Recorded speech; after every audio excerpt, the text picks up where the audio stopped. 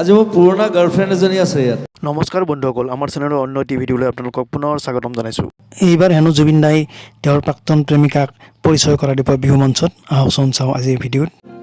আজি মোৰ পুৰণা গাৰ্লফ্ৰেণ্ড এজনী আছে ইয়াত। তাৰ নামটো হৈছে আংগুৰ লতা। চবে চিনি পায়, আজিকালি খুব গান গাই নাচে। তাৰ প্ৰগ্ৰেম চাব আহিছে। মোৰ পুৰণা গাৰ্লফ্ৰেণ্ড।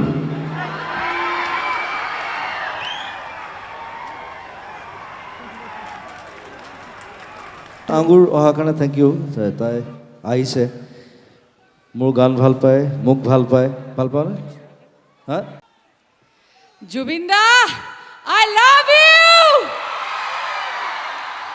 মানে উই লাভ ইউ, বুজি পাইছে চাগে ৰাইজে। বঙাইগাঁৱত গৈ আছিলোঁ, বিহুৰ প্ৰগ্ৰাম এটা আছিল, আৰু আহিয়ে দাদাই সুধিছে তয়ো গান গাব ল'লিনে? মই কৈছোঁ পলিটিক্স কৰিছোঁ যেতিয়া গান অকণমান শিকিবলগীয়া হৈছে। তাৰপিছত গম পালোঁ যে দাদা ইয়াতে ফাংচন আছে। মোৰ এইখন দাদাৰ বিয়াৰ পিছত কিজানি 2003 মানত গৰ্ডন ফিল্ডত নলবাৰীত, তেতিয়া আপুনি বিয়াৰ পিছতে প্ৰগ্ৰেম কৰিছিলে। সেইখন প্ৰগ্ৰেমত আছিল, আৰু ইমান বছৰৰ পিছত এইখন মঞ্চত আকৌ এনেকৈ পাইছোঁ। কিমান সৌভাগ্য। বিয়াৰ আগৰ কথাবিলাক ক, পিছৰ কথাবিলাক কি? বিয়াৰ আগৰ কথাবিলাক ৰোমন্থন কৰি ইমান ভাল লাগে ন দাদা?